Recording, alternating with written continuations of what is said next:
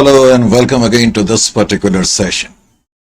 तो बेटे branch account की हमने शुरुआत करी थी। हमने देखा था कि ब्रांचेस की बेसिकली दो ब्रॉड क्लासिफिकेशंस होती हैं। एक तो जैसा मैंने बताया था इनलैंड ब्रांचेस और दूसरा मैंने कहा था फॉरेन ब्रांचेस। लास्ट सेशन में फिर हमने देखा था कि जो डिपेंडेंट ब्रांचेस होती हैं उसको भी जो डोमेस्टिक ब्रांचेस होती हैं उसको भी हम दो पार्ट में बेसिकली डिवाइड करते हैं। एक तो होती है डिपेंडेंट ब्रांचेस और दूसरी होती है इंडिपेंडेंट ब्रांचेस। फिर मैंने ये भी कहा था कि शुरुआत में हम डिपेंडेंट ब्रांचेस को ही पहले एनालाइज करेंगे। फिर हमने डिपेंडेंट ब्रांचेस को थोड़ा एनालाइज करा तो हमने देखा कि जो डिपेंडेंट ब्रांचेस होती हैं वो ब्रांचेस होती हैं जो कंप्लीटली हेड ऑफिस पे डिपेंड करती हैं। फिर हमने ये भी देखा था लास्ट सेशन में कि जो डिपेंडेंट ब्रांचेस होती हैं उसके अंदर बेसिकली तीन तरीके के अकाउंटिंग सिस्टम देखने में आते हैं। तीन तरीके के अकाउंटिंग सिस्टम देखने में आएंगे और जो वो तीन तरीके के अकाउंटिंग सिस्टम है उसमें पहला है डेटर सिस्टम, फिर है स्टॉक एंड डेटर सिस्टम और उसके बाद होलसेल ब्रांच सिस्टम जिसको हम कई बार ब्रांच फाइनल अकाउंट सिस्टम भी कहते हैं। फिर हमने डेटर सिस्टम का थोड़ा सा जायजा लिया था और हमने देखा था कि डेटर सिस्टम में किस तरीके से अकाउंटिंग करी जाती है। डेटर सिस्टम में हमने देखा था कि debtor system basically dependent branches का पहलू है। इसको छोटे ऑर्गेनाइजेशन अडॉप्ट करते हैं और इस सिस्टम के तहत सारी अकाउंटिंग जो है वो हेड ऑफिस की बुक्स में करी जाती है और हेड ऑफिस ब्रांच से संबंधित एक ब्रांच अकाउंट बनाता है और उसके अलावा एक सेल्स लेजर मेंटेन करता है इनडायरेक्टली, जिसका मतलब है डेटर्स अकाउंट। फिर हमने एक हल्का सा डेमोन्स्ट्रेशन लेकर के ये भी देखने की कोशिश करी थी कि ब्रांच अकाउंट से जो बैलेंसिंग फिगर नेट प्रॉफिट आती है तो वो नेट प्रॉफिट कैसे आती है। अब इन तमाम चीजों की चर्चा जो मैंने करी थी वो रफ शीट्स के थ्रू करी थी और मैंने कहा था कि ये सब काम मैं फेयरली करूंगा। तो जो भी डिस्कशन अभी तक हमने करा है उसको मैं लिख भी रहा हूं। आप लिखना चाहते हैं तो फटाफट आप मेरे साथ लिखना शुरू कर दें। सबसे पहले तो हमने यही देखा था कि ब्रांचेस क्या होती हैं। याद है आपको ब्रांचेस क्या होती हैं? जरा फटाफट बताओ ब्रांचेस क्या होती हैं। क्या बताया था मैंने बताया था ब्रांच बेसिकली एक्सटेंशंस हैं मेन ऑफिस की, या आउटपोस्ट हैं या आउटलेट्स हैं। करेक्ट? तो लिखना शुरू करें। Branch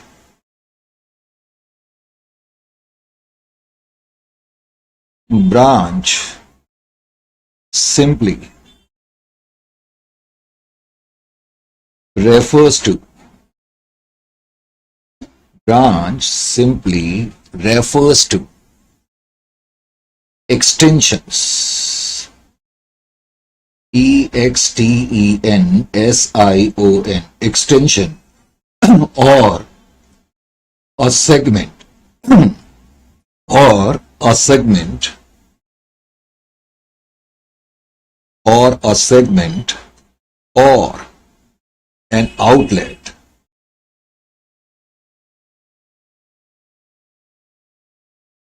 of main office. और मेन ऑफिस का बेसिकली मतलब क्या है? मेन ऑफिस, मेन ऑफिस का मतलब हेड ऑफिस से।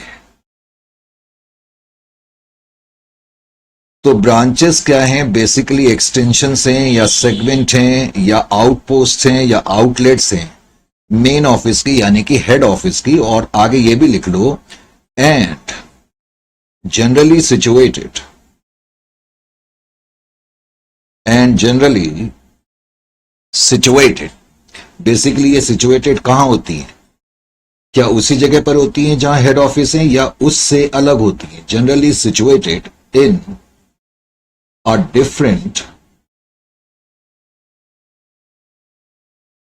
geographical area, in a different geographical area।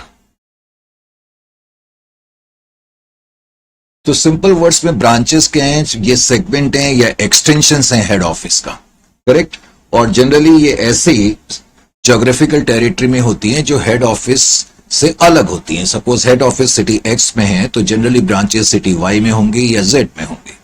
उसके बाद हमने ये भी देखा था कि ब्रांच अकाउंटिंग का बेसिकली मतलब क्या है। मैंने बताया था कि ब्रांच अकाउंट का सिंपल वर्ड्स में मतलब है कि हम ब्रांचेस की जो परफॉर्मेंस है उनको ट्रैक करना चाहते हैं, उनको एसेस करना चाहते हैं। Branch accounting, branch accounting simply refers to a system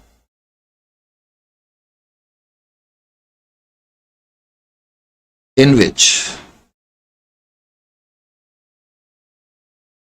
in which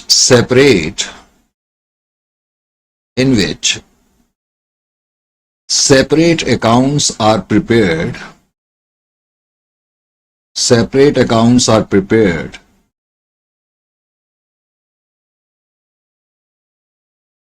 for each branch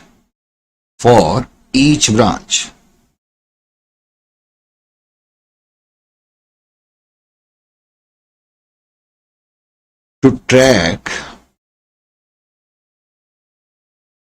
the performances का मतलब है कि उनका ऑपरेशनल रिजल्ट कैसा रहा। तो ब्रांच अकाउंटिंग ऐसे सिस्टम को कहते हैं जिसके तहत जो है हम डिफरेंट ब्रांचेस के लिए अलग अलग अकाउंट बनाएंगे ताकि ये पता लग सके कि उस ब्रांच की परफॉर्मेंस या उस ब्रांच का ऑपरेशनल रिजल्ट कैसा रहा। फिर मैंने ये भी बताया था कि जो ब्रांच की टाइप्स होती हैं उसके बारे में आपको मालूम होना चाहिए, टाइप्स ऑफ ब्रांचेस।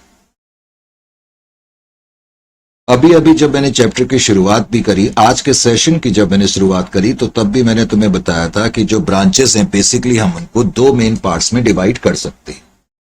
मैंने कहा था एक तो डोमेस्टिक ब्रांचेस और दूसरा foreign branches, correct. Domestic branches या इनलैंड ब्रांचेस, एक तो हम कहेंगे इनलैंड ब्रांचेस और दूसरा मैंने लास्ट सेशन में भी बताया था आउटलैंड ब्रांचेस।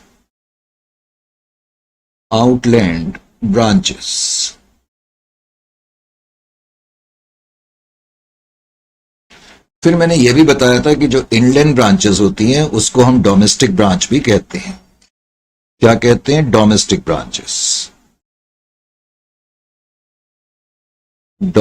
ब्रांचेस। और जाहिर है कि जो आउटलैंड ब्रांचेस हैं उनको हम फॉरेन ब्रांचेस कहते हैं।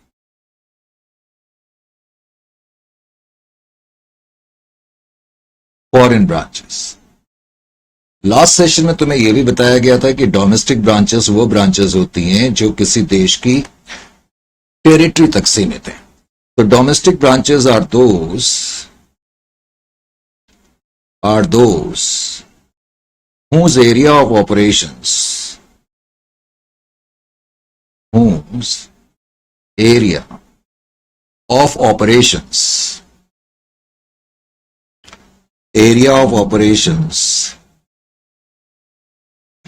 is confined का मतलब होता है सीमित, is confined to the domestic territory,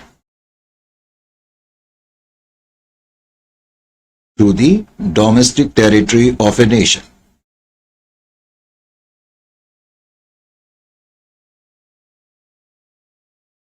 तो ऐसी ब्रांचेस जिनके एरिया ऑफ ऑपरेशन किसी देश की घरेलू सीमाओं तक सीमित हैं उनको हम डोमेस्टिक ब्रांचेस कहेंगे। और जाहिर है कि फॉरेन ब्रांचेस कौन सी ब्रांचेस होंगी मुझे बताने की जरूरत नहीं, जिनके एरिया ऑफ ऑपरेशन जो है वो किसी देश की सीमाओं के बाहर है। आर दोस that are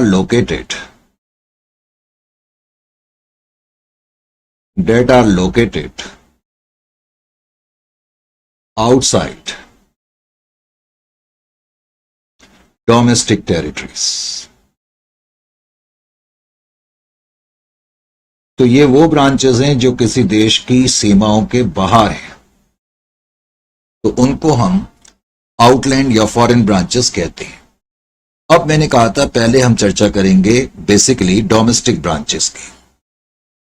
अब डोमेस्टिक ब्रांचेस के अंदर, जिसको हम इनलैंड ब्रांचेस भी कहते हैं, मैंने ये बताया था कि basically domestic branches two types की होती। डोमेस्टिक ब्रांचेस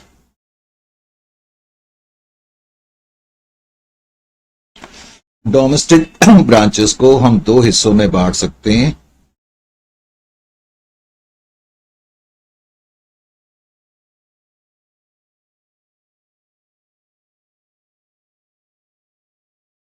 एक तो डिपेंडेंट ब्रांचेस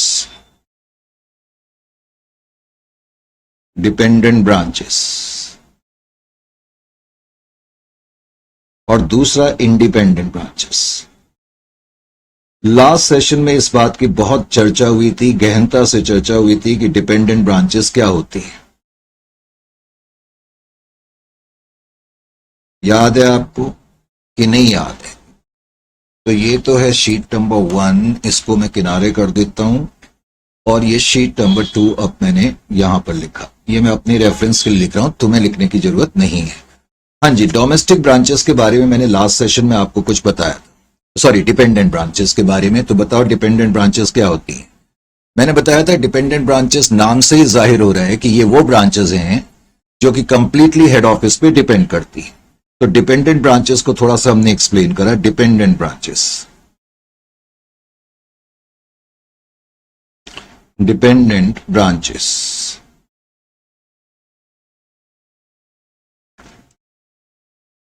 4.1।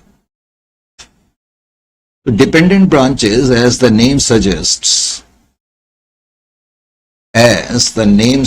जैसा कि नाम से ही पता लग रहा है, as the name suggests,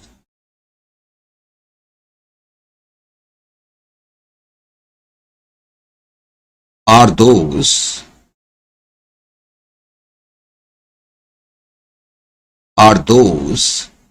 that are completely dependent upon head office, that are completely depend upon head office, जो कि कंप्लीटली हेड ऑफिस पे डिपेंड करती है। HO, head office. Last session में मैंने इस बारे में भी बताया था कि कंप्लीट डिपेंडेंस का बेसिकली मतलब क्या है। Complete dependence, complete dependence here signifies, complete dependence क्या शो करता है, क्या रिफ्लेक्ट करता है? मैंने कहा ब्रांचेस कंप्लीटली हेड ऑफिस पे डिपेंड करती हैं। इसका क्या मतलब है? लास्ट सेशन में मैंने बताया था कि ब्रांच से रिलेटेड जितने भी मेजर पॉलिसी डिसीजंस होंगे वो हेड ऑफिस के हाथ में होंगे। तो कंप्लीट डिपेंडेंस का बेसिकली मतलब क्या हो गया? Uh, all the major policy decisions, all the major decisions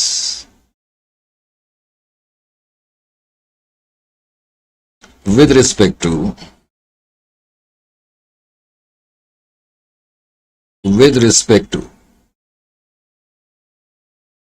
operational functions,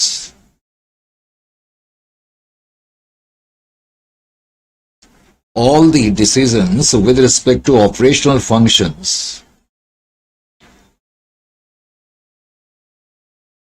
shall vest in the hands of the head office. तो ऑपरेशनल रिजल्ट्स, ऑपरेशनल फंक्शन से रिलेटेड जितने भी मेजर डिसीजंस होंगे वो सारे हेड ऑफिस के हाथ में वेस्ट करेंगे, रहेंगे, in the hands of the head office. फिर मैंने क्या बताया था कि जितने भी गुड्स होंगे वो सारे के सारे डिपेंडेंट ब्रांचेस के तहत हेड ऑफिस ब्रांच को सप्लाई करेगा। B, all the goods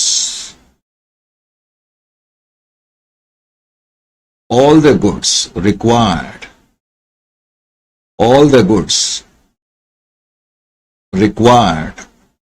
by branch, all the goods required by branch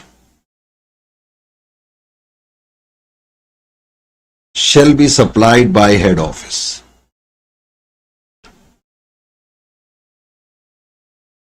Supplied by head office.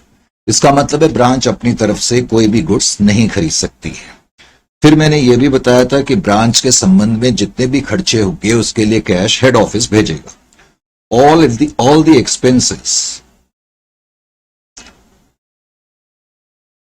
the expenses of the branch, all the expenses of the branch shall be met by head office. Branch के जितने भी खर्चे होंगे वो head office meet करेगा। Head office meet करेगा in the sense उसके लिए हेड ऑफिस कैश भेजेगा, करेक्ट। फिर मैंने क्या बताया था कि ब्रांच मैनेजर का बेसिकली काम क्या है।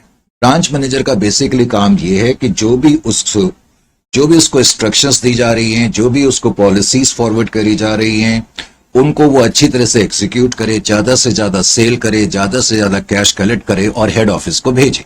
यही कहा था मैंने लास्ट सेशन में, यस सर। तो नेक्स्ट में आप ये भी लिखो, branch is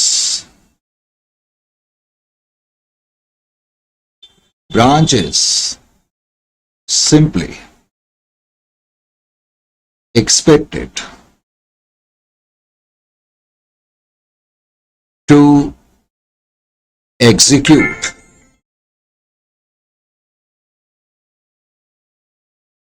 to execute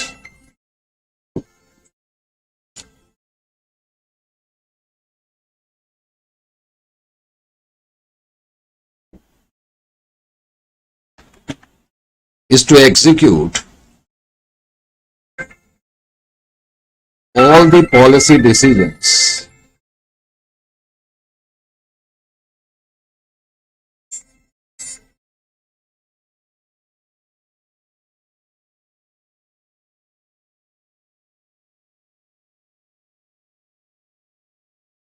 just hold on.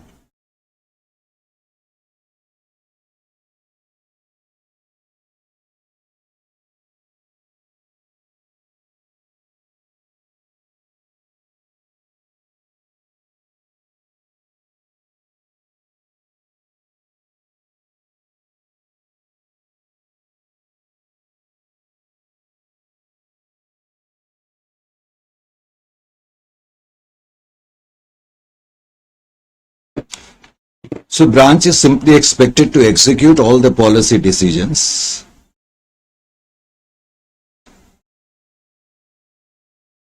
of the head office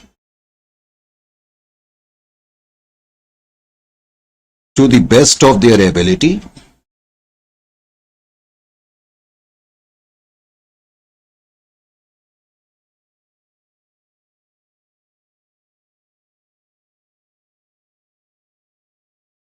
comma, do as much as sales,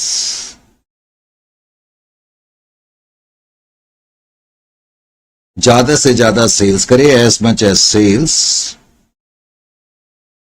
comma, collect cash and remit the same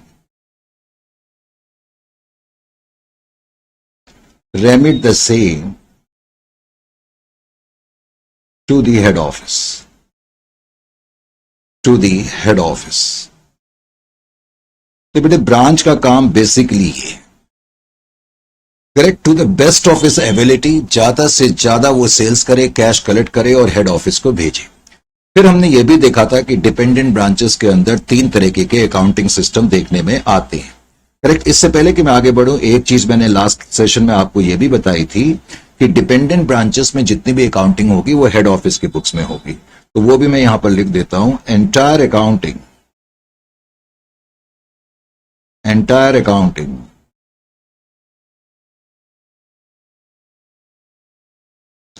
with respect to branch, entire accounting with respect to branch shall be done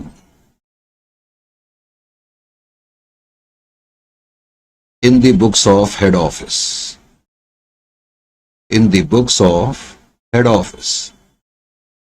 तो सारी accounting जो होगी वो head office की books में होगी dependent branches के तहत। फिर हमने ये भी देखा था कि डिपेंडेंट ब्रांचेस के अंदर जो अकाउंटिंग सिस्टम्स होते हैं, अकाउंटिंग सिस्टम्स,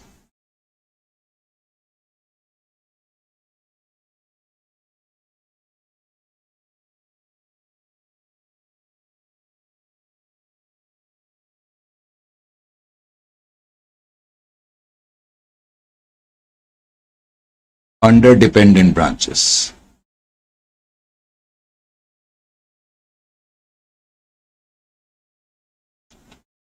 लास्ट सेशन में इस बात की चर्चा हुई थी कि डिपेंडेंट ब्रांचेस के अंदर जो अकाउंटिंग सिस्टम्स होते हैं बेसिकली तीन तरीके के अकाउंटिंग सिस्टम देखने में आते हैं। एक तो है डेटर सिस्टम,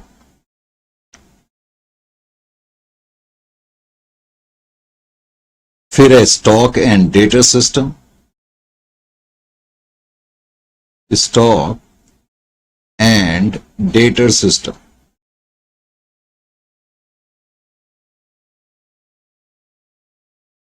और उसके अलावा मैंने बताया था wholesale branch system,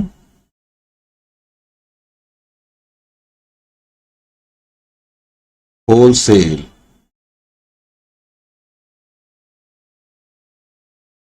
branch system. Wholesale branch system को मैंने बताया था ब्रांच फाइनल अकाउंट सिस्टम भी कहते हैं। Branch final account system. ये चीजें मैंने आपको लास्ट सेशन में बताई थी। उसके अलावा भी हमने लास्ट सेशन में यह भी देखा था कि जो डिपेंडेंट ब्रांचेस होती हैं उसके अंदर जो डेटर सिस्टम होता है उसके अंदर अकाउंटिंग कैसे करी जाती है। करेक्ट। तो debtor system,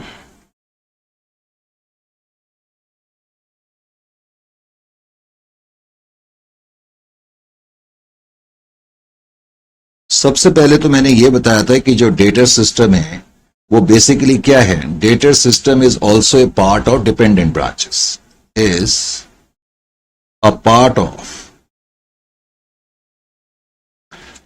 debtor system, is a part of dependent branches.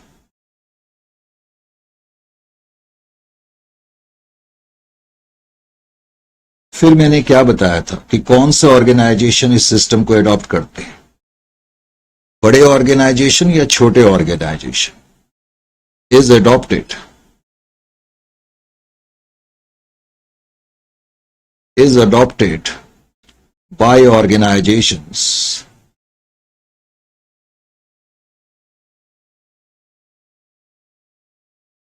ऐसे सिस्टम इसको एडॉप्ट करते हैं जिनका स्केल ऑफ ऑपरेशन जो है वो थोड़ा छोटा होता है। Is adopted by organisations having small scale of operations, small scale of operations.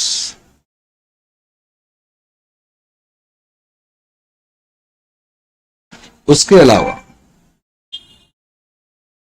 फिर मैंने यह बताया था कि इस सिस्टम के अंदर सारी अकाउंटिंग हेड ऑफिस की बुक्स में होगी। Under this system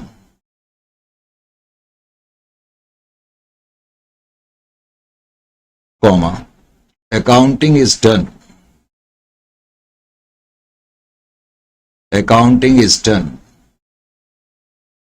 in the books of head office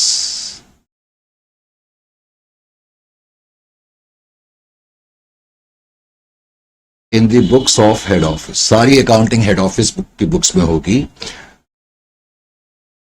और मैंने यह बताया था कि हेड ऑफिस ब्रांच के संबंध में क्या मेंटेन करेगा। Head office maintains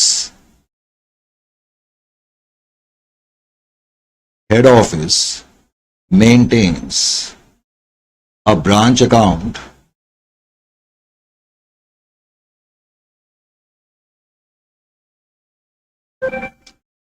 and only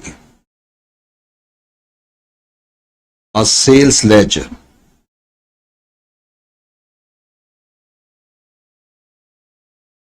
head office branch के संबंध में एक तो ब्रांच अकाउंट मेंटेन करता है और एक सेल्स लेजर मेंटेन करता है। और सेल्स लेजर का मैंने मतलब बताया था, सेल्स लेजर का मतलब है अकाउंट्स ऑफ क्रेडिट कस्टमर,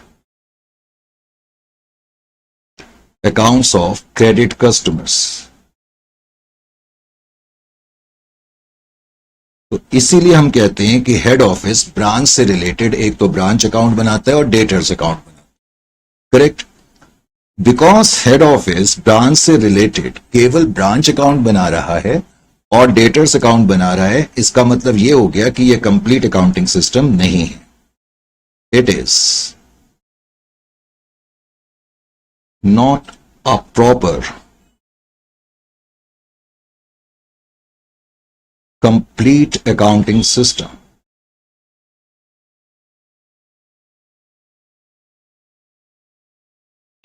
तो ये कंप्लीट अकाउंटिंग सिस्टम नहीं है.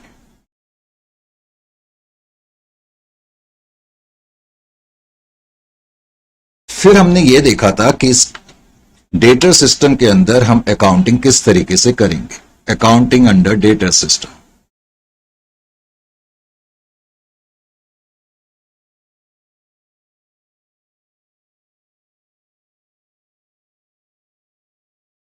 accounting under dated system.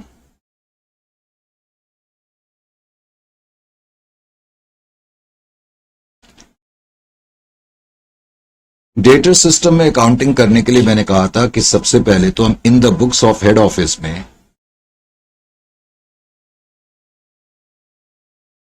In the books of head office, head office की बुक्स में हम अकाउंटिंग करेंगे. और हेड ऑफिस की बुक्स में एक तो हम ब्रांच अकाउंट बनाएंगे,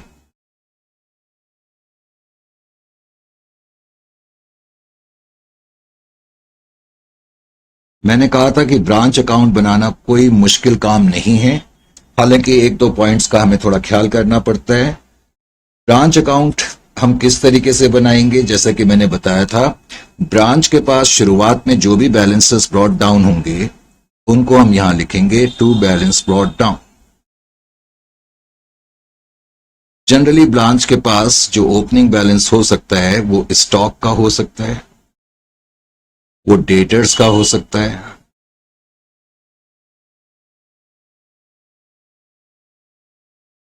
उसके अलावा साल के अंत में ब्रांच के पास कुछ क्लोजिंग बैलेंस बच सकते हैं. तो ब्रांच के पास जो बैलेंसेस बच जाएंगे उसको बैलेंस कैरी डाउन के रूप में लिखेंगे. अधिकतर हम देखेंगे कि ब्रांच के पास जो बैलेंस बच रहा है वो स्टॉक का और डेटर्स का.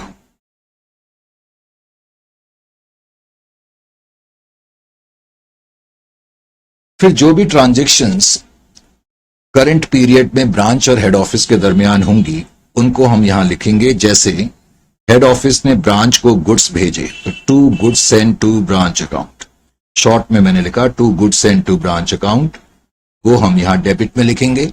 एंट्री होगी branch account debit to goods send to branch account. अगर हेड ऑफिस ने ब्रांच को खर्चों के लिए कैश भेजा है टू कैश, तो एंट्री होगी branch account debit to cash. यानी कि जब भी हेड ऑफिस ब्रांच को कुछ देगा या भेजेगा तो वो हम डेबिट साइड में लिखेंगे. फिर अगर हेड ऑफिस को ब्रांच से कुछ प्राप्त होगा, हासिल होगा, रिसीव होगा, तो हेड ऑफिस उसको ब्रांच अकाउंट की क्रेडिट साइड में लिखेंगे. मैंने बताया था कि हम एक टर्म यूज करेंगे रेमिटेंसेस. मैंने यह भी बताया था कि रेमिटेंसेस के दो पहलू होंगे, एक तो कैश सेल्स और दूसरा कैश फ्रॉम डेटर्स.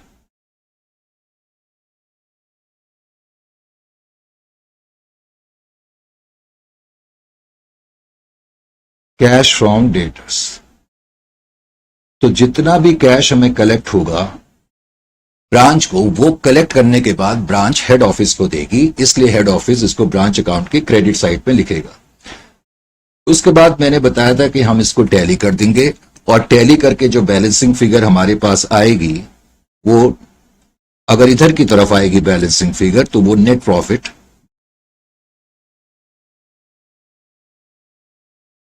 माना जाता है. लास्ट सेशन में मैंने ये प्रूव भी करने की कोशिश करी थी कि ये नेट प्रॉफिट कैसे निकलता है. उसके अलावा मैंने ये भी तुम्हें बताया था कि हेड ऑफिस की बुक्स में हमें डेटर्स अकाउंट भी बनाना पड़ता है.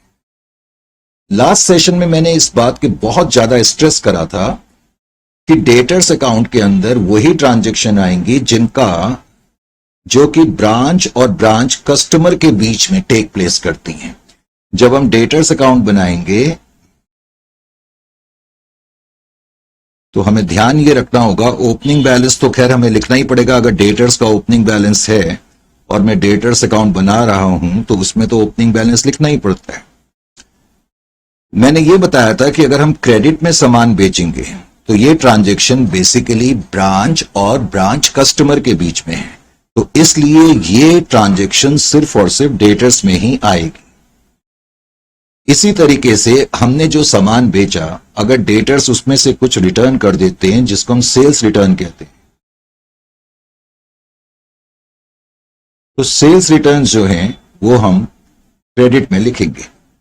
इसी तरीके से क्वेश्चन में अगर बैड डेट्स दिए होंगे तो इसको भी ट्रांजैक्शन माना जाता है ब्रांच और ब्रांच कस्टमर के बीच की, इसलिए इसको भी सिर्फ डेटर्स में ही लिखा जाएगा।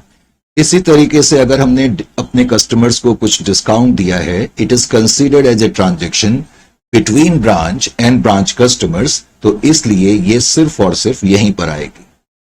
कोई क्लोजिंग बैलेंस अगर होगा तो बैलेंस कैरी डाउन डेटर्स का वो हम यहां पर लिखेंगे। किसी भी एसेट का जो क्लोजिंग बैलेंस होता है वो क्रेडिट में लिखा जाता है। फिर जो हमें ब्रांच डेटर से कैश मिलेगा, एक तो हम उसको यहां पर लिखते हैं कैश रिसीव्ड फ्रॉम डेटर्स, सिर्फ कैश लिखना ही काफी है, चलो मैं पूरा ही लिख देता हूं, कैश फ्रॉम डेटर्स। डेटर से जो कैश मिलता है, एक तो ये ट्रांजैक्शन ब्रांच और ब्रांच कस्टमर के बीच में भी है, लेकिन ब्रांच डेटर से कैश को रिसीव करने के बाद हेड ऑफिस को भेज देती है, इसलिए हम इसको ब्रांच अकाउंट में भी लिखते हैं रेमिटेंसेस के अंदर। तो इस तरह हमें साथ साथ डेटर्स अकाउंट भी बनाना पड़ता है। लास्ट सेशन में मैंने यहां तक चर्चा करी थी और मैंने कहा था कि हम इसको लिख करके करेंगे। अब हम एक क्वेश्चन करने की कोशिश करेंगे।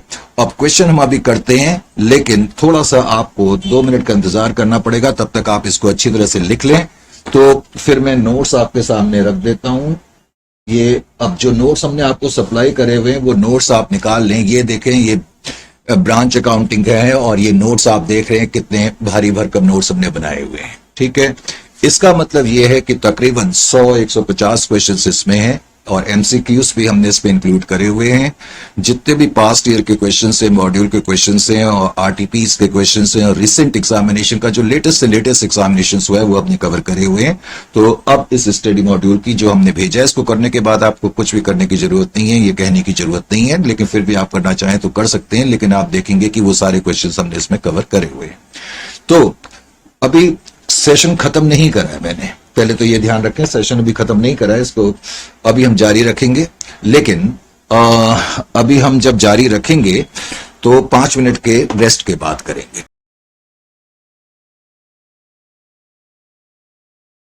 So welcome again to the session. And बेटा बीच में एक्चुअली आपको लग रहा होगा थोड़ा सा, ये बीच में ब्रेक लेने के 2 कारण थे। एक तो बच्चों के पेपर चल रहे हैं, तो बच्चों का अगर कोई कॉल आ जाता है तो मैं बिल्कुल डिले नहीं करता बच्चों से बात करते समय। तो 1-2 दिन के या 1-2 सेशन की प्रॉब्लम है, उसके बाद पेपर्स खत्म हो जाएंगे, इसलिए फिर कोई चिंता की बात नहीं है।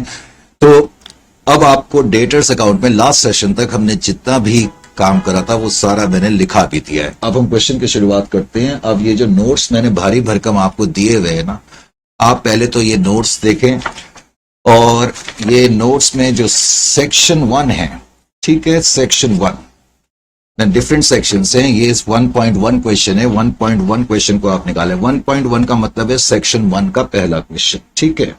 तो इस क्वेश्चन से अब शुरुआत करते हैं। तो क्योंकि काफी भारी भरकम नोट्स है, चलो पहले तो मैं अभी आपके सामने ये क्वेश्चन पढ़ूं और फिर हम आगे की चर्चा करेंगे। तो कहता है mister 007 of city X, just मैं थोड़ा सा माइक ठीक कर लूं, has a branch at city Y.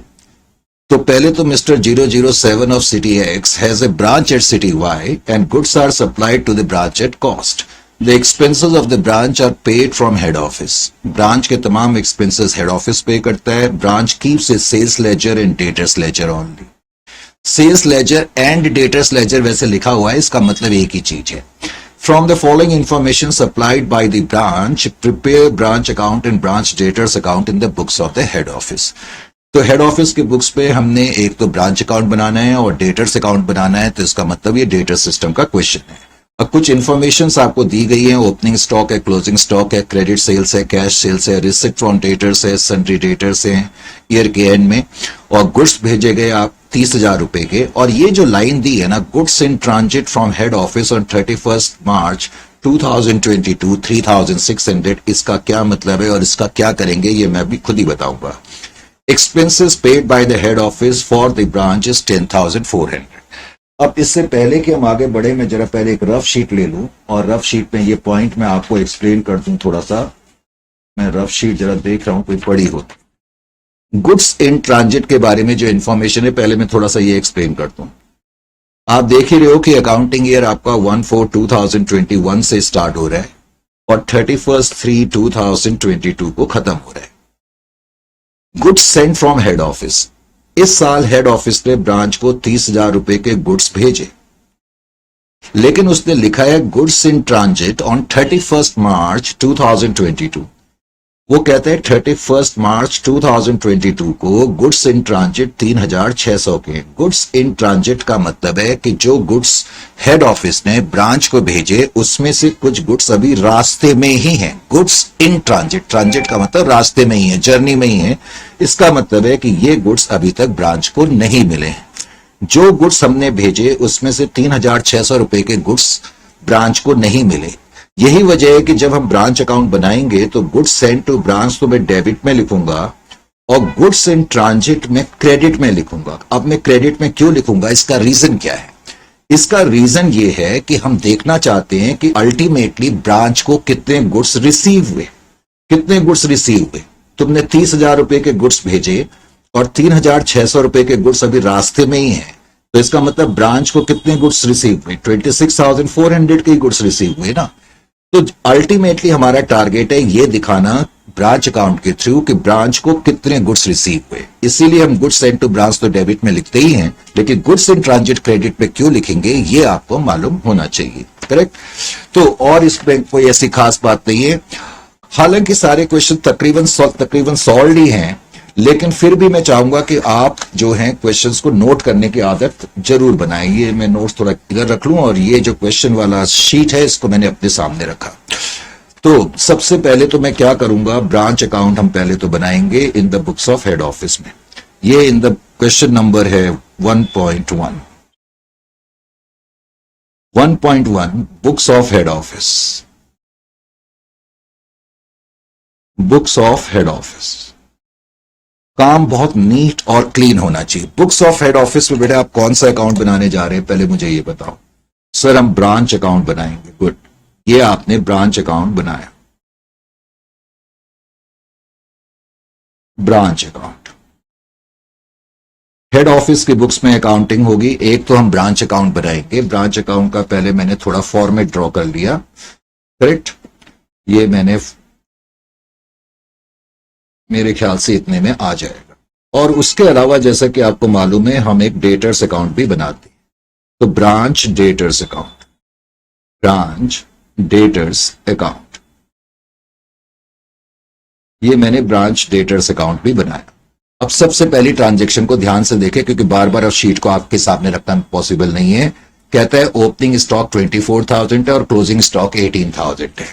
जैसा कि मैंने आपको बताया था कि जो ओपनिंग बैलेंसेस होंगे, ओपनिंग बैलेंसेस तो हम ब्रांच अकाउंट की डेबिट साइड में लिखते हैं। Opening balance brought down, opening stock. अब जो ओपनिंग स्टॉक है, ओपनिंग स्टॉक का जो बैलेंस दिया हुआ है वो 24,000 का दिया है, तो 24,000 का बैलेंस आपने लिख लिया। उसके बाद ही क्लोजिंग स्टॉक का बैलेंस लिखा हुआ है। तो क्लोजिंग स्टॉक का बैलेंस पहले तो आप यहां पर लिखें क्लोजिंग बैलेंस क्रेडिट साइड में ब्रांच अकाउंट की क्लोजिंग बैलेंस कैरी डाउन और उसमें लिखें क्लोजिंग स्टॉक। और क्लोजिंग स्टॉक आपको कितना दिया हुआ है? क्लोजिंग स्टॉक आपको दिया हुआ है 18,000। तो 18,000 आपने लिख दिया। उसके बाद फिर आपको जो ट्रांजैक्शंस दिए, एक तो क्रेडिट सेल्स की दी है 41,000 और कैश सेल्स की दी है 17,500। अब आपको याद होना चाहिए, या लास्ट सेशन में मैंने कहा था कि जो क्रेडिट सेल्स हैं वो सिर्फ और सिर्फ डेटर्स में ही आएंगी। क्यों आएंगी? क्योंकि ये जो ट्रांजैक्शन है बेसिकली ब्रांच और ब्रांच डेटर्स के बीच में है। तो क्रेडिट सेल्स जो है वो हम ब्रांच अकाउंट में नहीं लिखते, क्योंकि ब्रांच अकाउंट में हम वो ट्रांजैक्शंस लिखेंगे जो कि हेड ऑफिस और बेसिकली ब्रांच का हेड ऑफिस और ब्रांच के बीच में होती हैं। अब क्रेडिट सेल की जो ट्रांजैक्शन है वो ब्रांच और ब्रांच कस्टमर के बीच में, क्रेडिट सेल्स क्वेश्चन में जो दी हुई है वो 41,000 की हैं, तो 41,000 मैंने यहां पर लिख दिया 41,000। क्रेडिट सेल्स को लिखने के बाद हमें कैश सेल्स दी हुई है, कैश सेल्स का अमाउंट 17,500 है। अब जो कैश सेल्स दी हुई हैं, तो लास्ट सेशन में मैंने तुम्हें बताया था कि हम एक टर्म यूज करेंगे रेमिटेंसेस। लास्ट सेशन में क्या, मैंने अभी भी थोड़ी देर पहले बताया था रेमिटेंसेस। और रेमिटेंसेस के मैंने बताया हुआ है कि दो पहलू होते हैं, एक तो कैश सेल्स, और कैश सेल्स का अमाउंट आपको 17,500 रुपए दिया हुआ है, 17,500, करेक्ट। अब ये complete double entry accounting system नहीं है, इसलिए कैश सेल्स की पोस्टिंग कहीं और नहीं हो रही है, क्योंकि हम अलग से कोई कैश अकाउंट नहीं बना रहे हैं। इसी तरीके से फिर यहां पर आएगा कैश फ्रॉम डेटर्स या cash collected from credit customers. तो कैश फ्रॉम डेटर्स, अब डेटर से कितना कैश मिला ये तुम्हें क्वेश्चन में दिया ही हुआ है। रिसीट फ्रॉम डेटर्स 37,900, डेटर से जो कैश मिलता है ये यहां पर भी आता है 37,900। और मैंने बताया था कि ये डेटर्स अकाउंट में भी आएगा, क्योंकि ये ट्रांजैक्शन जो है इसमें तीनों पार्टी इन्वॉल्व हो रही है, इसमें हेड ऑफिस भी, ब्रांच भी और ब्रांच कस्टमर्स भी। तो कैश रिसीट फ्रॉम डेटर्स जो है डेटर्स अकाउंट में भी लिखना आपको भूलना नहीं है 37,900। उसके बाद आपको दिया हुआ है कि सन्ड्री डेटर्स का क्लोजिंग बैलेंस जो है 9,160 है। सन्ड्री डेटर्स का क्लोजिंग बैलेंस 9,160, 9,160 ये आपने लिख दिया, करेक्ट। उसके बाद तुम्हें लिखा हुआ है कि goods send from head office, head office ने ब्रांच को इस साल गुड्स भेजे, goods send to branch account, और गुड्स हेड ऑफिस ने ब्रांच को जो भेजे वो 30,000 रुपए के भेजे। और उसके बाद ही लिखा हुआ है goods in transit. Goods in transit हम ऑपोजिट साइड में लिखते हैं, ऑपोजिट साइड में इसलिए लिखते हैं क्योंकि गुड्स इन ट्रांजिट का मतलब है वो गुड्स जो हेड ऑफिस ने ब्रांच को भेजे, जो कि इस साल के अकाउंटिंग ईयर के खत्म होने तक ब्रांच को अभी तक नहीं मिले हैं, जो रास्ते में ही हैं, ट्रांजिट पे हैं, जर्नी में हैं। ऑपोजिट साइड में लिखने की वजह मैंने अभी तुमको बताई, इसका मतलब है कि जो गुड्स हमने भेजे उसमें से इतने गुड्स नहीं मिले, तो इन दोनों का जो डिफरेंस है वो ये बता रहा है कि ब्रांच को इतने गुड्स रिसीव हुए। उसके बाद कहते हैं expenses paid by head office for the branch, expenses paid by head office for the branch 10,400। इस लाइन को ध्यान से समझना है, लिखा तो ऐसे हुआ है कि एक्सपेंसेस हेड ऑफिस ने पे करे, लेकिन तुम इसको कैसे इंटरप्रेट करोगे? आप ये मान के चलोगे कि हेड ऑफिस ने एक्सपेंसेस के लिए इतना कैश ब्रांच को भेजा और ब्रांच ने फिर ये खर्चे पे करे, इसीलिए हम यहां पर लिखेंगे टू कैश। हम ये मान के चलेंगे कि हेड ऑफिस ने ब्रांच को खर्चों के लिए कैश दिया होगा और फिर ब्रांच ने ये एक्सपेंसेस पे करे होंगे 10,400। लास्ट क्लास में भी मैंने तुम्हें एक बात बताई थी, जब भी हम ब्रांच अकाउंट को टैली करेंगे तो हमें एक चीज की श्योरिटी करनी है। किस चीज की श्योरिटी करनी है? कि डेटर से रिलेटेड तीनों आइटम्स ब्रांच अकाउंट में मौजूद होने चाहिए। वो तीन आइटम कौन कौन से हैं? एक तो क्लोजिंग बैलेंस है, कैश रिसीट फ्रॉम डेटर्स और ओपनिंग बैलेंस है। अगर ये तीनों आइटम मौजूद है तब तो मैं डायरेक्टली बैलेंस कर सकता हूं, लेकिन इस क्वेश्चन में ओपनिंग बैलेंस मौजूद नहीं है, तो इसका मतलब मुझे ओपनिंग डेटर्स पता करने पड़ेंगे। ओपनिंग डेटर्स मिसिंग फिगर है, तो ओपनिंग डेटर्स का बैलेंस कैसे पता लगेगा? इसके लिए तुम्हें कुछ करने की जरूरत नहीं है। सबसे पहले तो जब मैंने क्लोजिंग बैलेंस डेटर्स का यहां पर लिखा, क्लोजिंग बैलेंस ऑफ डेटर्स, तो आपको यह ध्यान रखना है कि आप डेटर्स अकाउंट भी बना रहे हैं तो क्लोजिंग बैलेंस डेटर्स का डेटर्स अकाउंट में लिखना भूलना नहीं है। 9,160, करेक्ट। हाँ, तो अब मैं बता रहा था कि ब्रांच अकाउंट को टैली करने से पहले यह चेक कर लेना जरूरी है कि डेटर से related closing balance, cash receipt from debtors और ओपनिंग डेटर्स, ये तीनों आइटम मौजूद होने चाहिए, तभी आप इसको टैली करोगे।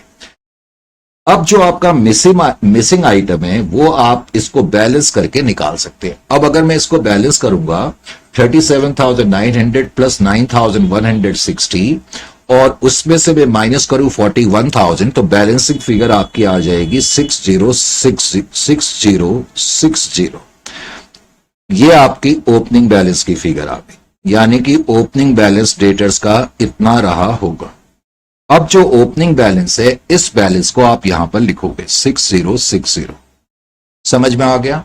अब आपके पास डेटर से रिलेटेड सारी चीजें मौजूद हैं। अब आप इसको बैलेंस करेंगे। बैलेंस करने से पहले मैं रेमिटेंसेस का टोटल भी कर लूं, तो ये टोटल जो आ गया 009 और 545, और ये आ गया कितना 55, इतना ही आ गया 55,400। अब 55,400 प्लस 3,600, उसमें से आप 18,000 प्लस 9160, उसमें से ये सारी फिगर आप माइनस करेंगे और उसके बाद फिर आप बैलेंस करेंगे। अब जब आप बैलेंस करेंगे तो बैलेंसिंग फिगर आपकी नेट प्रॉफिट निकलेगी, और जो नेट प्रॉफिट आपका निकलेगा 15,700। ये नहीं कि मेरी मैथमेटिक्स इतनी फास्ट है या कैलकुलेशन इतनी फास्ट है, मुझे याद है, लेकिन आप चेक करके जरूर लिखा करें। लास्ट क्लास में मैंने आपको बताया था कि ये 15,700 का नेट प्रॉफिट निकला। तो कैसे निकला? क्योंकि जब मैंने यहां ओपनिंग डेटर, क्लोजिंग डेटर और कैश रिसीट फ्रॉम डेटर्स लिखा है, तो इसका मतलब मैंने क्रेडिट सेल्स भी लिखी है और कैश सेल्स तो हम लिख ही चुके हैं। इसका मतलब टोटल सेल्स का अमाउंट हमने लिख ही दिया है। Opening stock, closing stock, goods sent to branch और गुड्स इन ट्रांजिट, इन सब का डिफरेंस अगर हम देखेंगे तो वो कॉस्ट ऑफ गुड्स सोल्ड हो जाता है और एक्सपेंसेस हम लिखते ही है। इस तरह से हमारा नेट प्रॉफिट सामने आ जाएगा। Is it clear to you और नॉट? तो इस तरीके से हमने नेट प्रॉफिट इस क्वेश्चन में निकाला। नेट प्रॉफिट को निकालने के बाद क्वेश्चन नंबर 1.1 अभी हमने करा, ठीक है। 1.1 के बाद अब जरा क्वेश्चन नंबर 1.2 को भी आप देखें। 1.2 अभी इनिशियल क्वेश्चंस हैं। 1.2, अब 1.2 में पहले तो मैंने ब्रांच अकाउंट फ्रेम कर लिया, आप भी फटाफट फ्रेम कर लें, टाइम वेस्ट ना करें। और उसके अलावा मैंने डेटर्स अकाउंट भी फ्रेम कर दिया, करेक्ट। एक तो ब्रांच अकाउंट, ऑफ कोर्स जो काम हम करेंगे हेड ऑफिस की बुक्स में करेंगे।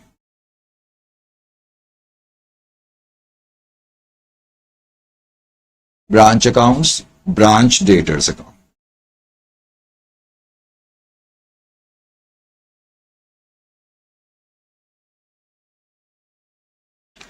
अब ये क्वेश्चन नंबर जो 1.2 है, बेसिकली वो यहां से स्टार्ट हो रहा है, बिग ब्रदर्स, करेक्ट। 1.2 बिल्कुल लास्ट में लिखा है और अगली शीट से क्वेश्चन स्टार्ट हो रहा है। कहता है big brothers are having head office at Delhi, Delhi में हेड ऑफिस है और ब्रांच कोलकाता में। Following are the transactions of the head office with respect to branch for the year ended 31st of December 2020. Opening stock 30,800 दिया है, debtors का balance दिया हुआ है 16,500 और इसमें एक नया आइटम है पेटी कैश 500। ये तो तुम्हें बिगनिंग के बैलेंसेस दिए हैं। और फिर ट्रांजेक्शन्स क्या है कि इस साल हेड ऑफिस ने ब्रांच को गुड सप्लाई करे 1,51,200 रुपए के, और रेमिटेंसेस का अमाउंट तुम्हें दिया ही हुआ है, कैश सेल्स इतने की हैं। रियलाइजेशन ऑफ डेट्स का मतलब है कि डेटर से इतना कैश मिला। उसके अलावा फिर ये तुम्हें अमाउंट सेंट टू ब्रांच, इसका मतलब हेड ऑफिस ने ब्रांच को सैलरी के लिए इतना दिया, रेंट के लिए इतना दिया, पेटी कैश के लिए इतना कैश दिया। हेड ऑफिस ने ब्रांच को सैलरी के लिए 7,440 रुपए पे करे, रेंट के लिए हमने 2,400 पे करे, और पेटी कैश के लिए हमने 3,000 रुपए और दिए। ये पेटी कैश का क्या मतलब है मैं अभी खुद ही बताऊंगा। उसके बाद आपको दिया हुआ है पेटी expenses of the branch manager 2750, और फिर लिखा है stock at the branch year के एंड में इतना है और सन्डे डेटर्स का क्लोजिंग बैलेंस इतना है। तो यानी कि इस क्वेश्चन में एक ही मेजर पॉइंट है और वो है पेटी कैश। अब पेटी कैश का पॉइंट समझने के लिए मुझे रफ शीट का सहारा लेना पड़ेगा। पहले मैं एक रफ शीट आपके सामने रख। पेटी कैश का पहले तो मतलब क्या है, आपने इससे पहले के लेवल पे पेटी कैश बुक बनाई हुई है, याद आया आपको? पेटी कैश बुक होती थी। पेटी कैश का मतलब पेटी कैश बुक में जो छोटे मोटे खर्चे होते हैं उनको निपटने के लिए हम जो कैश रखते हैं उसको पेटी कैश बोलते हैं, करेक्ट। जैसे चाय पानी का खर्चा है, कोई कस्टमर आया उसके एंटरटेनमेंट में हमें कुछ कोल्ड ड्रिंक पिलाने हैं, चाय पिलानी है, स्नैक्स खिलाने हैं, ये पेटी नेचर के खर्चे हैं, रेवेन्यू स्टैम्प का खर्चा है, करेक्ट पेन का खर्चा है, पेंसिल का खर्चा है, ये सब पेटी कैश बुक में रिकॉर्ड करे जाते हैं। जब मैंने इस चैप्टर की स्टार्टिंग करी तो मैंने तुम्हें बताया था कि ब्रांच से रिलेटेड जितने भी खर्चे होंगे, ब्रांच से रिलेटेड जितने भी खर्चे होंगे उसके लिए कैश हमेशा हेड ऑफिस भेजता है, इसमें कोई डाउट नहीं है। ब्रांच के जितने भी खर्चे होते हैं, चाहे वो रेंट का खर्चा हो, चाहे वो सैलरी का खर्चा हो, चाहे वेजेस का खर्चा हो, चाहे इलेक्ट्रिसिटी का खर्चा हो, इंश्योरेंस का खर्चा हो, जो भी ब्रांच से रिलेटेड जितने भी खर्चे होते हैं उसके लिए हेड ऑफिस कैश भेजता है, इसमें कोई डाउट नहीं है। लेकिन थोड़ी देर के लिए आप इमेजिन करें कि हेड ऑफिस दिल्ली में है और ब्रांच हमारी जो है वो कोलकाता में है और हमारे ब्रांच मैनेजर के पास एक क्लाइंट आया। अब उस क्लाइंट को हमने चाय पानी पिलाना है, उसकी कुछ खातिरदारी करनी है। अब उसकी खातिरदारी करने के लिए, चाय पिलाने के लिए, कोल्ड ड्रिंक वगैरह पिलाने के लिए, स्नैक्स खिलाने के लिए कुछ पैसे चाहिए। तो क्या ब्रांच हेड ऑफिस को पहले फोन करेगी कि एक क्लाइंट हमारे यहाँ आया हुआ है, उसकी खातिरदारी का कुछ खर्चा करना है, प्लीज जल्दी से हमें इतना कैश ट्रांसफर करो? ऐसा तो नहीं हो सकता। इसका मतलब क्या होता है, एक जनरल पॉलिसी क्या अपनाई जाती है कि हेड ऑफिस ब्रांच के पास ब्रांच के जो छोटे मोटे नेचर के खर्चे होते हैं, छोटे खर्चे जो होते हैं, करेक्ट, जिसको हम पेटी बोलते हैं, पेटी का मतलब ही है छोटा सा, नानू सा, जो छोटे मोटे नेचर के खर्चे होते हैं, उन खर्चों को निपटने के लिए हेड ऑफिस ब्रांच के पास कुछ पेटी कैश रखता है। तो पेटी कैश बेसिकली रियल अकाउंट है, एसेट है। पहले तो आपको यह मालूम होना चाहिए, जो पेटी कैश का बैलेंस ब्रांच के पास होता है वो पहले तो एसेट है। इसका मतलब हेड ऑफिस ने ब्रांच के पास कुछ पेटी कैश रखा हुआ है। अब जैसे कि इस क्वेश्चन में ब्रांच मैनेजर के पास या ब्रांच के पास पेटी कैश इस साल की बिगनिंग में जो है 500 रुपए का है, करेक्ट। इसका मतलब 500 रुपए का कैश का तो ओपनिंग बैलेंस है ही, ब्रांच के पास 500 रुपए का ओपनिंग बैलेंस है। ये तो मैं ब्रांच अकाउंट की डेबिट में लिखूंगा। जब मैं ब्रांच अकाउंट बनाऊंगा तो जब हम बैलेंस ब्रॉट डाउन करेंगे तो पेटी कैश हम यहां लिखेंगे, इसमें कोई डाउट नहीं है। उसके अलावा हेड ऑफिस ने ब्रांच को कुछ और पेटी कैश भेजा, देखो लिखा हुआ है ना, अमाउंट सेंड टू ब्रांच, और सैलरी के लिए इतना खर्चा भेजा, रेंट के लिए इतना भेजा, और कुछ हमने पेटी खर्चों को निपटने के लिए और पेटी कैश भेजा। 3000 रुपए का हमने पेटी कैश और भेजा। तो जो पेटी कैश हमने भेजा उसको हम यहां लिखेंगे टू कैश, उसको भी हम डेबिट में लिखेंगे। 3000 रुपए हमने और भेजे ब्रांच मैनेजर। अब आप अपने आप को ब्रांच मैनेजर मान लो, 500 रुपए आपके पास पहले से ही पड़े हुए हैं, करेक्ट। 500 रुपए आपके पास पहले से पड़े हैं। मैं आपसे यह पूछना चाहता हूं कि इस साल के अंत में आपके पास क्लोजिंग पेटी कैश कितना है? अगर 500 रुपए आपके पास पहले से पड़े हैं और 3000 रुपए मैं आपको और भेजूं, तो लॉजिकली आपके पास क्लोजिंग बैलेंस 3500 का होना चाहिए ना। लेकिन इस क्वेश्चन में आगे क्या लिखा है, पेटी कैश के बाद पेटी एक्सपेंसेस ऑफ ब्रांच मैनेजर। तो बेटा यहां पर आपको एक छोटा सा ख्याल करना पड़ेगा, ब्रांच एक्सपेंसेस में और ब्रांच मैनेजर के एक्सपेंसेस में फर्क होता है। ब्रांच के खर्चों के लिए हमेशा कैश हेड ऑफिस भेजेगा, लेकिन जो छोटे मोटे नेचर के खर्चे होते हैं उसके लिए हेड ऑफिस ब्रांच के पास शुरुआत में ही कुछ कैश रख देता है और उस कैश में से वो छोटे मोटे खर्चे करे जाएंगे। जैसे कि पेटी एक्सपेंसेस ऑफ ब्रांच मैनेजर 2750 है।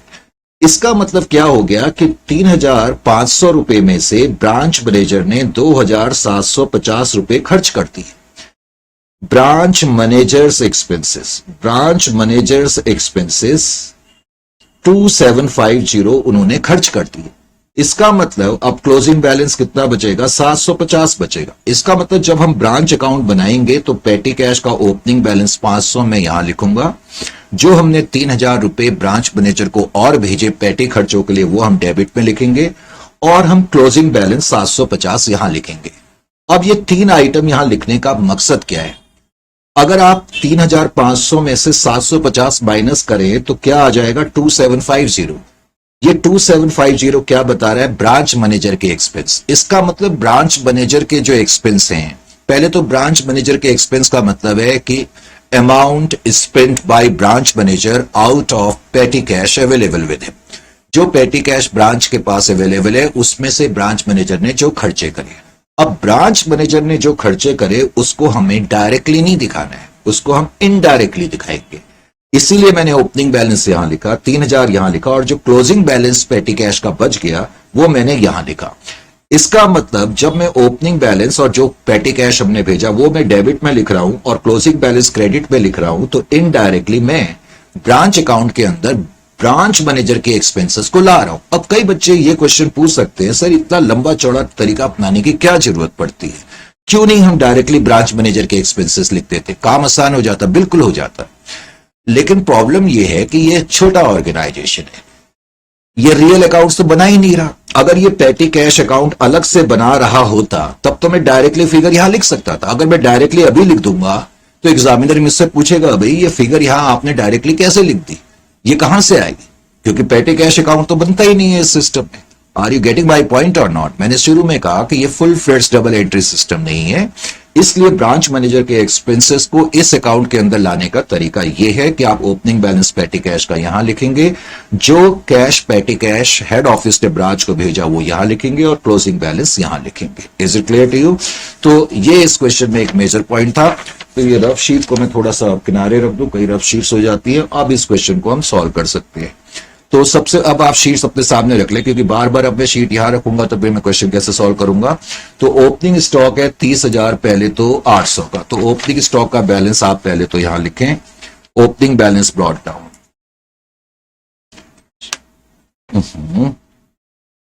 इस शीट्स को एडजस्ट करना भी बड़ा प्रॉब्लम है।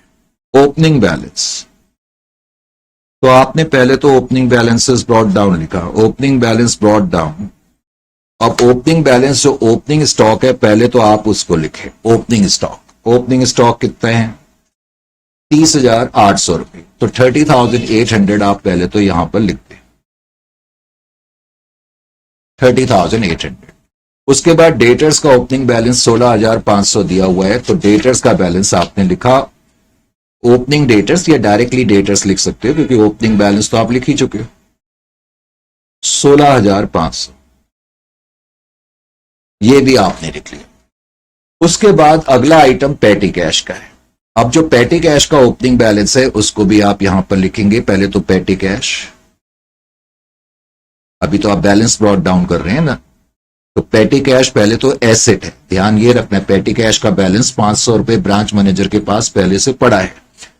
अब इन तीन अकाउंट में से ओपनिंग स्टॉक, डेटर्स और पेटी कैश में से हम डेटर्स अकाउंट बना रहे हैं, तो ध्यान ये रखना कि डेटर्स अकाउंट का जो ओपनिंग बैलेंस है वो डेटर्स अकाउंट में भी आएगा, 16,500।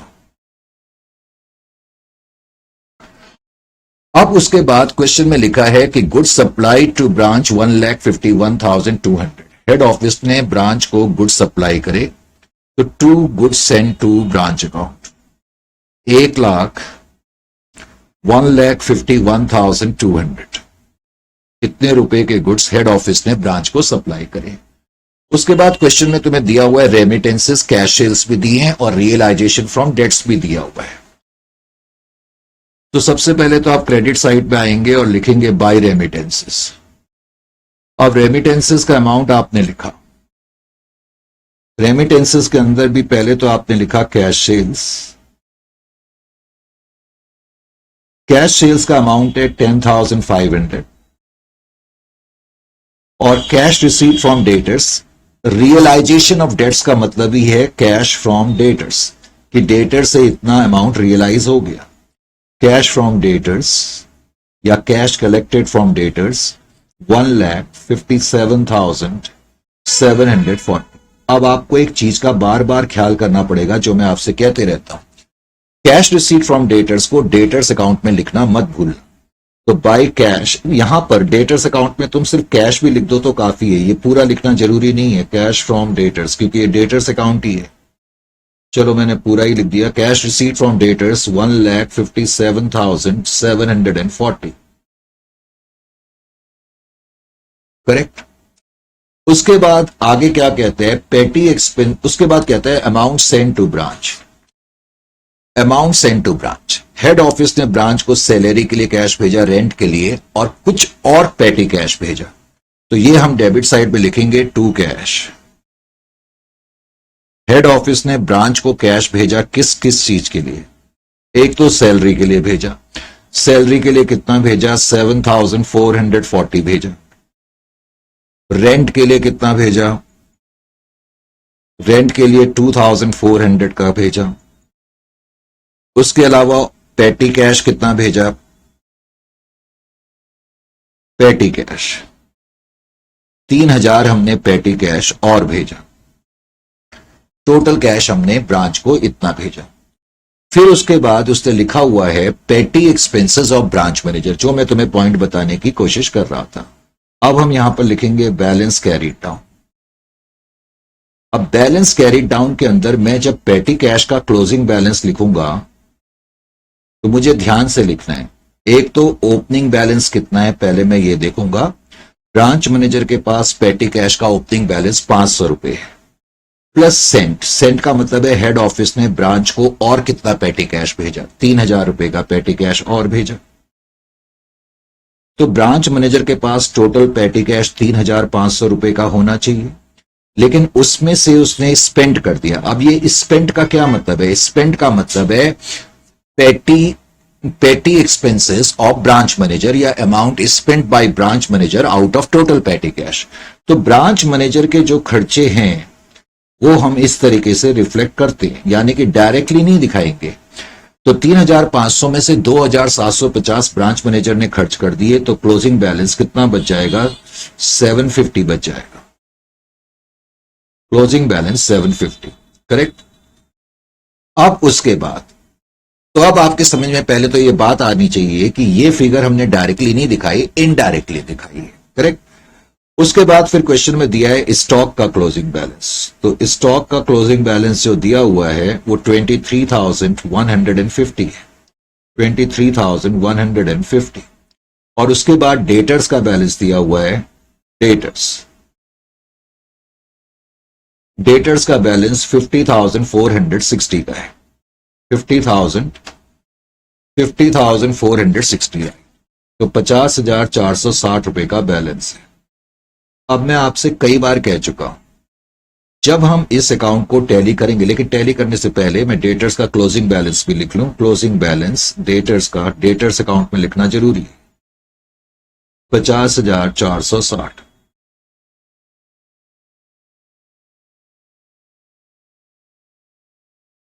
अब मैंने आपको लास्ट सेशन में और पिछले क्वेश्चन में भी बताया कि जब मैं इस अकाउंट को टैली करूंगा तो मुझे पहले ये श्योरिटी करनी है, एश्योरिटी करनी है कि क्या डेटर से रिलेटेड ओपनिंग बैलेंस, डेटर्स का क्लोजिंग बैलेंस मौजूद है और क्या कैश रिसीट फ्रॉम डेटर्स भी मौजूद है। तो इस क्वेश्चन में ओपनिंग डेटर्स भी मौजूद हैं, क्लोजिंग भी और कैश रिसीट फ्रॉम डेटर्स भी। इसका मतलब है इस क्वेश्चन में डेटर्स से रिलेटेड कोई मिसिंग फिगर नहीं है, तो मैं डायरेक्टली नेट प्रॉफिट निकाल सकता हूं।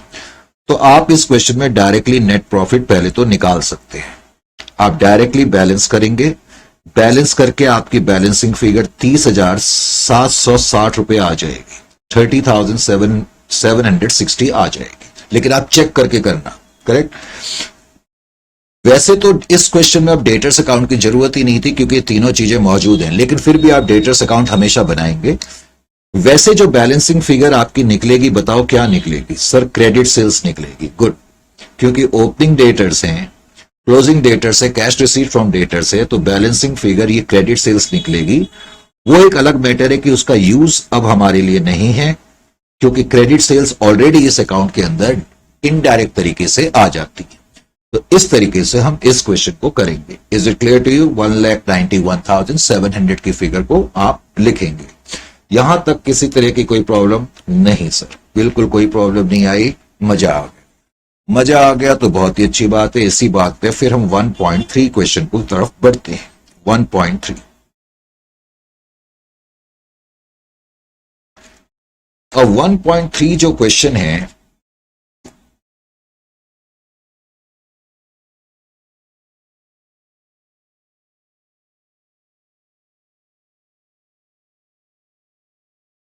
लीजिए जी 1.3 क्वेश्चन भी अब मैंने आपके सामने रखा, करेक्ट। अब 1.3 में क्या कहता है, from the following particulars prepare a branch account showing the profit और लॉस फॉर द ब्रांच। छोटा सा क्वेश्चन लग रहा है।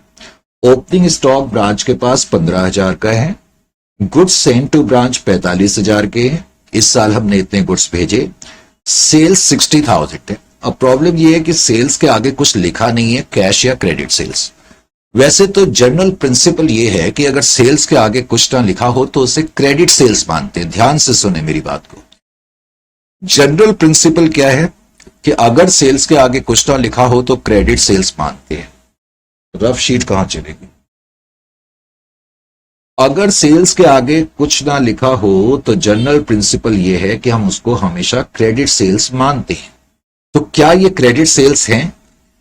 लगता तो ऐसा ही है सर, अभी आपने यही कहा, तो 1 मिनट के लिए तो लगता है कि क्रेडिट सेल्स है, लेकिन इस क्वेश्चन में इसको हमें कैश सेल्स मानना पड़ेगा। क्यों मानना पड़ेगा? इस क्वेश्चन में इसलिए मानना पड़ेगा क्योंकि इस क्वेश्चन में ना तो ओपनिंग डेटर्स हैं और ना क्लोजिंग डेटर्स हैं। अगर क्वेश्चन में ओपनिंग और क्लोजिंग डेटर्स नहीं है तो तब सेल्स का मतलब हमेशा कैश सेल्स होगा। यह बात आपको मालूम होनी चाहिए। यानी कि इस क्वेश्चन में इसका मतलब है ये जो ऑर्गेनाइजेशन है क्रेडिट पे सामान नहीं बेचता है, क्योंकि ना तो ओपनिंग डेटर्स है ना क्लोजिंग डेटर्स हैं, तो इसलिए इसको मुझे कैश सेल्स मानना पड़ेगा। एक्सपेंसेस जो हैं, सैलरी के लिए 5,000 और अदर खर्चों के लिए 2,000, टोटल 7,000 रुपए हमने भेजे। और फिर कहता है closing stock at branch is 10,000 और कहता है क्लोजिंग बैलेंस जो है वो 10,000 है। अब कहते हैं branch manager is entitled to a commission of 5% on the profits of the branch after charging such commission. अब इस लाइन का क्या मतलब है ये समझाने के लिए मुझे क्या करना पड़ेगा? सबसे पहले तो मैंने ब्रांच अकाउंट बनाया। इस क्वेश्चन में मुझे ब्रांच डेटर्स बनाने की जरूरत नहीं है। अब क्यों जरूरत नहीं है मुझे बताने की जरूरत नहीं है, क्योंकि डेटर से रिलेटेड कोई ट्रांजैक्शन नहीं है। Branch account, books of head office, वो भी आप लिखा करें। सबसे पहले तो जो ओपनिंग बैलेंस दिया हुआ है, ओपनिंग बैलेंस ब्रॉट डाउन, जो कि ओपनिंग स्टॉक के रूप में तुम्हें दिया हुआ है, जो कि 15,000 का है, वो आपने लिख दिया। फिर हेड ऑफिस ने ब्रांच को गुड्स भेजे और 45,000 रुपीज के गुड्स भेजे। फिर यहां पर हम एक टर्म लिखते हैं रेमिटेंसेस। ये मैं अब कई बारी आपको बता चुका हूं, रेमिटेंसेस। अब ये भी कई बारी आपको बताया जा चुका है कि रेमिटेंसेस के 2 पहलू होते हैं, एक तो कैश सेल्स। इस क्वेश्चन में जो मैंने आपको बड़ी बात बताई वो ये कि ये जो कैश सेल्स तुम्हें दी, ये जो सेल्स दी हुई है, इसको हमें कैश सेल्स मानना पड़ेगा। क्या रीजनिंग दी मैंने, क्यों मानना पड़ेगा?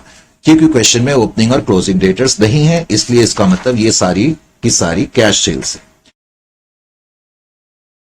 रेमिटेंसेस के 2 पहलू होते हैं, कैश सेल्स और कैश फ्रॉम डेटर्स, लेकिन इस क्वेश्चन में कैश फ्रॉम डेटर्स हो ही नहीं सकता। क्यों नहीं हो सकता? क्योंकि हमारी कोई क्रेडिट ट्रांजैक्शन है ही नहीं, तो इसका मतलब रेमिटेंसेस का अमाउंट 60,000 है। उसके बाद फिर दिया हुआ है कि हेड ऑफिस ने ब्रांच को कैश भेजा, एक तो सैलरी के लिए, सैलरी के लिए 5,000 रुपए भेजे गए और अदर एक्सपेंसेस के लिए 2,000 भेजे गए, टोटल 7,000 रुपए का कैश भेजा गया। फिर तुम्हें क्लोजिंग बैलेंस दिया हुआ है, closing balance.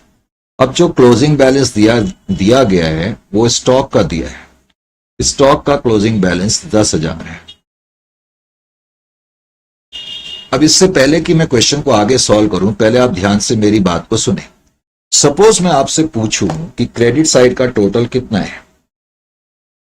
Sir credit side का टोटल 60 + 10 70,000 है, राइट। और मैं आपसे कहूं कि उसमें से आप 67,000 माइनस कर दो, 15 + 45 60 + 7, तो इस वक्त आपका नेट प्रॉफिट कितना आ रहा है? सर नेट प्रॉफिट ये जो अभी हमारे पास आ रहा है, ये नेट प्रॉफिट जो आ रहा है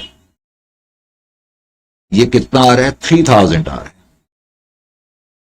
अब क्वेश्चन क्या कहता है? क्वेश्चन कहता है कि branch manager is entitled to a commission of 5%। Branch manager को हमने 5% कमीशन देना है, इसमें भी कोई प्रॉब्लम की बात नहीं है। तो ब्रांच मैनेजर को जो कमीशन देना है, हम यहां लिखेंगे branch managers commission, branch managers commission. अब प्रॉब्लम यह है कि ब्रांच मैनेजर को जो कमीशन देना है वो क्या कहता है, अब रफ शीट कहां चली गई, यहां है। अभी मेरा नेट प्रॉफिट 3000 का है। अब मैंने बताया कि ब्रांच मैनेजर को कमीशन देना है।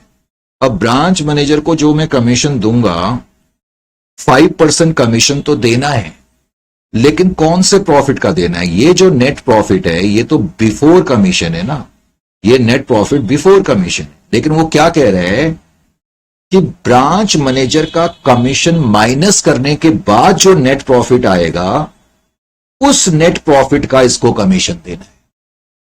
यानी कि ब्रांच मैनेजर को कमीशन 5% हमने देना है इस नेट प्रॉफिट का, जो कि इसका कमीशन माइनस करने के बाद आएगा। अब प्रॉब्लम यह है कि मेरे पास ब्रांच मैनेजर का कमीशन है ही नहीं। अगर मेरे पास ब्रांच मैनेजर का कमीशन ही नहीं है, थोड़ी देर के लिए मैं ब्रांच मैनेजर का कमीशन एक्स मान, तो इसका मतलब नेट प्रॉफिट आफ्टर कमीशन कितना हो गया? नेट प्रॉफिट आफ्टर कमीशन जो हो जाएगा वो 3000 माइनस एक्स हो जाएगा। तो ब्रांच मैनेजर को जो कमीशन देना है वो इस प्रॉफिट का देना है, यानी कि 5% ऑफ 3000 माइनस एक्स, वो इसका देना है। तो ये कमीशन जो आएगा वो मैं यहां लिखूंगा और उसके बाद जो नेट प्रॉफिट आएगा वो आपका नेट प्रॉफिट माना जाएगा।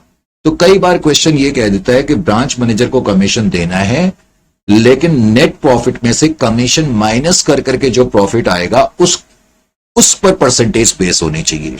तो समस्या यह है कि मुझे इस क्वेश्चन में अब ब्रांच मैनेजर का कमीशन निकालना है। तो ब्रांच मैनेजर का कमीशन निकालने का तरीका मैंने अब आपको बताया। तो सपोज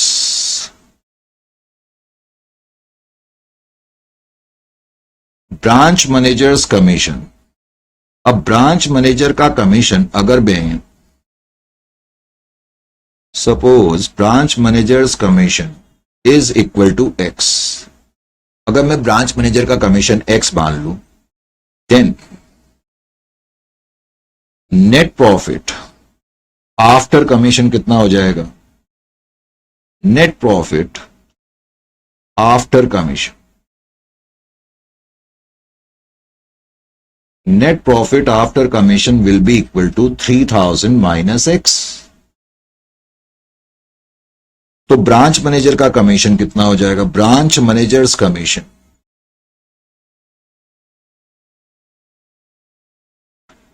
5% कमीशन हमने इसको देना है, तो 5% ऑफ 3000 माइनस एक्स। तो अब मेरे पास एक इक्वेशन बन गई। अब मेरे पास जो इक्वेशन बन गई वो मेरे पास क्या इक्वेशन बन गई? अब आपके पास इक्वेशन एक ये बन गई,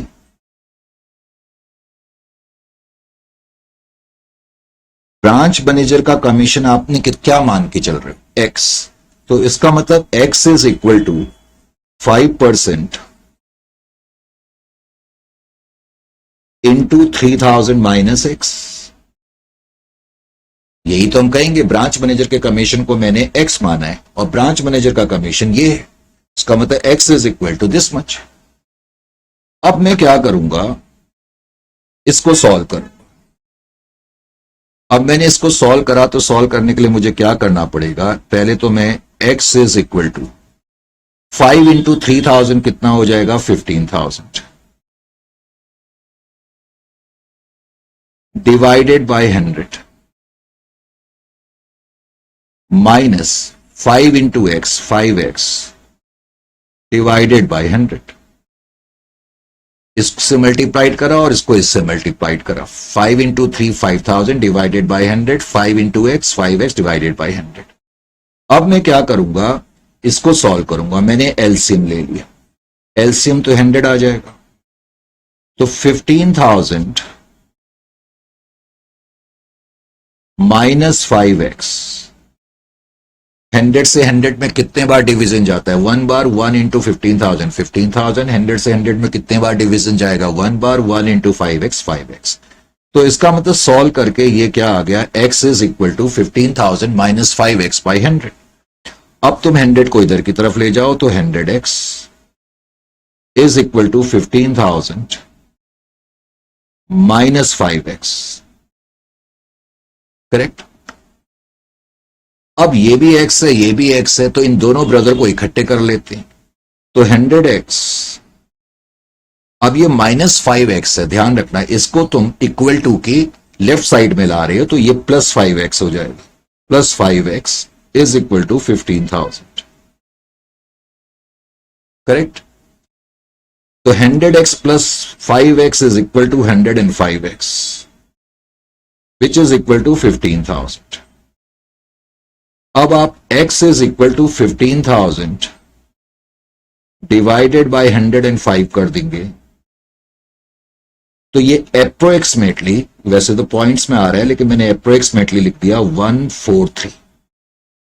तो 143 आपका कमीशन आ जाएगा। क्या करा आपने, जो आपका नेट प्रॉफिट है आपको मालूम है कि ये कमीशन से पहले का प्रॉफिट है, आपने ब्रांच मैनेजर का कमीशन x मान लिया और उसके बाद आपने ये इक्वेशन बना के सॉल्व कर लिया। तो अब मैं यहां पर क्या लिखूंगा, ब्रांच मैनेजर का कमीशन मुझे पता लग गया 143, तो इसका मतलब जो हमारा नेट प्रॉफिट है ब्रांच का आफ्टर कमीशन, और आफ्टर कमीशन जो प्रॉफिट होगा वही रियल प्रॉफिट होगा, नेट प्रॉफिट आफ्टर कमीशन। तो 3000 में से आप 143 माइनस कर दें, दैट इज 2857। इस तरीके से आप निकाल सकते हैं। अब बहुत से बच्चों को यह तरीका बड़ा लंबा लग रहा होगा कमीशन कंप्यूट करने का, मुझे मालूम है, तो आप चाहें तो एक शॉर्टकट तरीका भी अपना सकते हैं। शॉर्टकट तरीका कैसे अपनाएंगे, आप ऐसे भी कर सकते हैं। और देखो कमीशन क्या है, तुम्हें क्वेश्चन में क्या दिया है, कमीशन जो दिया हुआ है 5% of net profit after commission, यही दिया है ना कि ब्रांच मैनेजर को 5% कमीशन देना है उस प्रॉफिट का जो कि कमीशन माइनस करने के बाद, क्वेश्चन में यह दिया हुआ है। तो इसका मतलब सपोज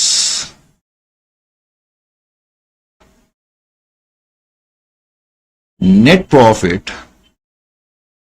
आफ्टर कमीशन, अगर सपोज हम ये मान लें नेट प्रॉफिट आफ्टर कमीशन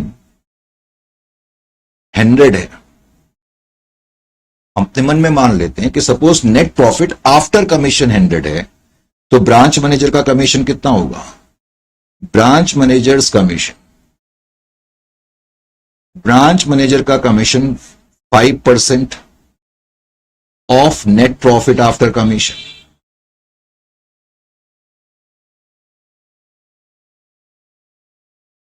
तो 5% ऑफ 100 दैट इज 5, तो ब्रांच मैनेजर का कमीशन 5 होगा।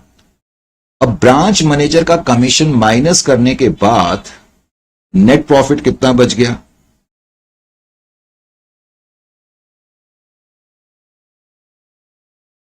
नेट प्रॉफिट आफ्टर कमीशन अगर मैं 100 मान लूं और ब्रांच मैनेजर का कमीशन कहता है 5% of net profit after commission 5 है, तो इसका मतलब नेट प्रॉफिट आफ्टर कमीशन कितना बच गया, sorry net profit before commission, आप नेट प्रॉफिट बिफोर कमीशन करते हैं। अगर नेट प्रॉफिट आफ्टर कमीशन 100 है, यानी कि इस नेट प्रॉफिट में से आपने 5 रुपए कमीशन दिया, तो नेट प्रॉफिट बिफोर कमीशन कितना रहा होगा, 105 रहा होगा ना। आपकी बात समझ में आ रही है मैं कहना क्या चाह रहा हूं।